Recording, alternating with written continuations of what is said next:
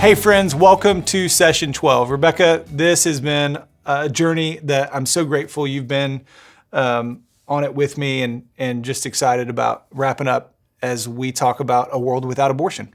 And so when we say a world without abortion, what we mean is that we would come to a point as a society, as a world of people that would acknowledge that taking the life of an innocent preborn human being is never the solution to a problem.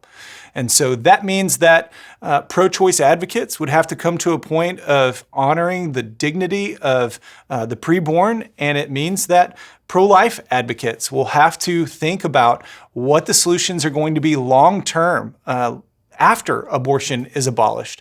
But it doesn't mean that we ever have to compromise on the reality, biblically and biologically, that the preborn are human beings from the point of fertilization.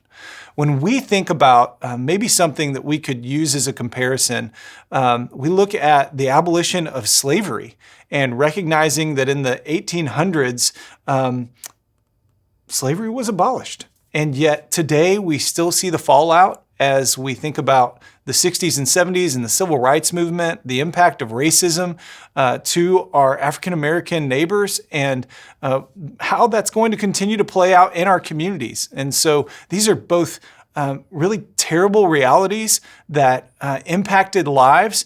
And so we long for the day when abortion is abolished in a similar way. And so we want to help you be thoughtful as we kind of wrap this up about your responses as we move forward and as you impact your community. Yeah, Micah 6:8 says, "What does the Lord require of you? To act justly and love mercy and to walk humbly with your God." So in this session, let's talk about how can Christians engage in society and invest in their communities when they act justly and love mercy. So Bruce, what would you say to a non-Christian from a pro-life stance? Yeah. How would you speak to them? I think it's important to recognize that Christians don't have a monopoly on the pro-life position. We can look at other perspectives and honor those, even if we don't affirm them, to find common ground. I think recognizing that other people have values and morals, even if they might be borrowed from a Christian foundation, still recognize that there are universal truths, that life is better than death. There's a group called Secular Pro-Life that has kind of looked at why they would support the pro-life position. And, from an evolutionary perspective, they go, look, how does the evolutionary process continue to evolve if we are taking the lives of our offspring so that they don't continue to develop, or that society doesn't continue to develop? I think that's an interesting argument. I think additionally, when you look at the fact that these are human organisms, if we're just looking at the science and what we can observe and some of the scientific language that's used, we recognize that it is human life, and that is the only human life that human will have. If they don't believe in an eternity or in salvation, then all the more important that their life would be valued and given dignity. So those are some of the things that come to mind. I think there are certainly other elements. They've even recognized that bodily autonomy is not a good enough reason to take the life of another person. So it's interesting to kind of look at somebody else's perspective and then realize that you've got some common ground when it comes to the pro-life position. Those are great points. So I think that we commonly see Christians remove themselves from this public forum. And I picture it like this: we take our own toys to play in our own sandbox. But how can we encourage Christians to re-engage in different parts of society? Yeah, I think we certainly can be that way. I think we've got to remember that we bring, when we follow God, when we look at biblical truth, and we grow in maturity in that, we bring the best ideas to the table.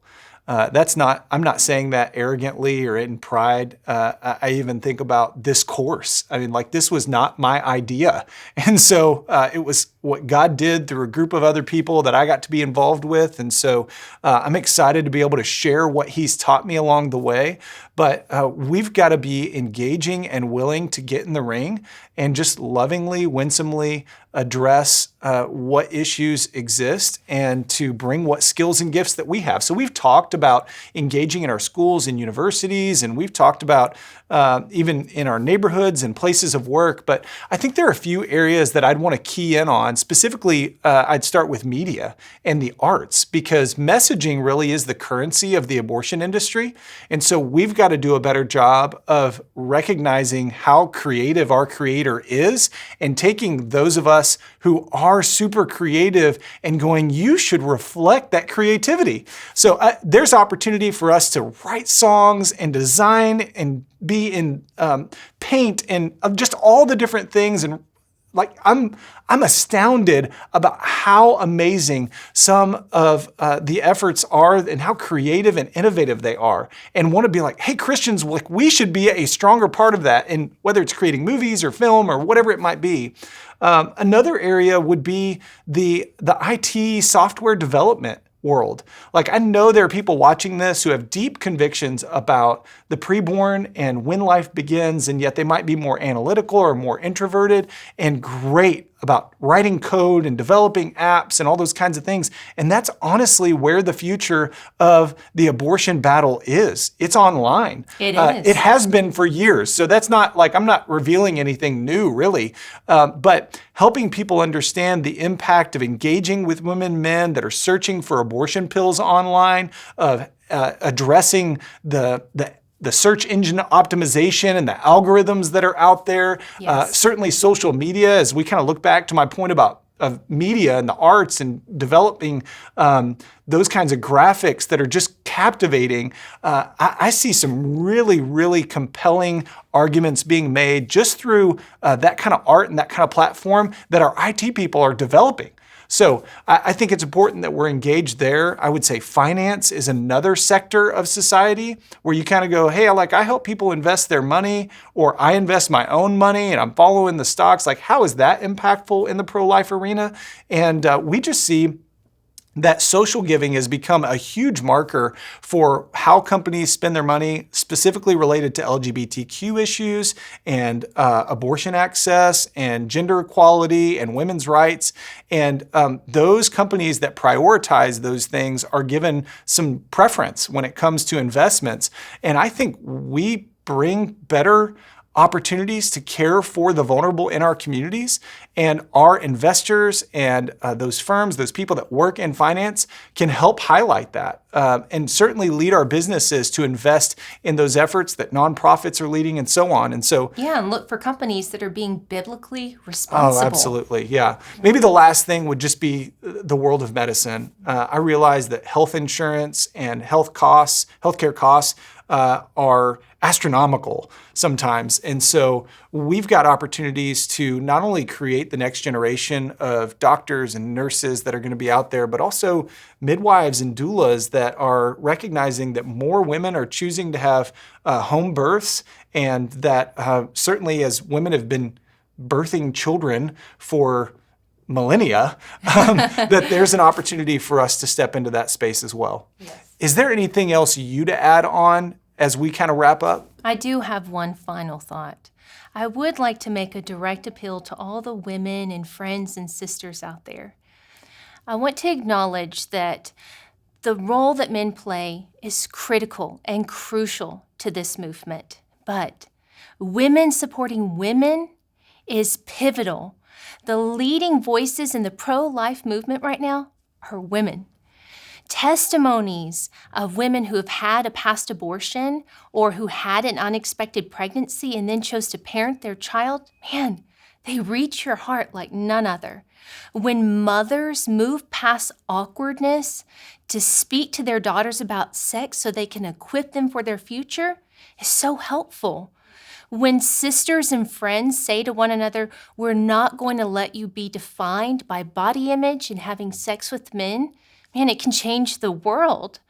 right? There's a lot of things for us to discuss and continue this conversation as we journey on this road together. Yeah.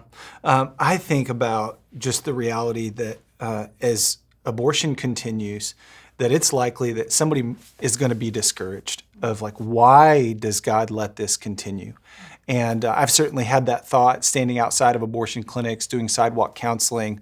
But I think it's important, if I could just help us maybe land the plane on this, is 2 Peter 3:9, which says that the Lord is not slow in keeping his promises, as some understand slowness. Instead, he is patient with you, not wanting anyone to perish, but everyone to come to repentance. And so we don't want you to be discouraged. We realize not only are there going to be people that continue to wrestle through sort of the truths of what we've shared with you over the past 12 sessions, but there are going to be those who are convinced that you are wrong, or that we're somehow misleading or don't care for women and just misrepresent the position altogether.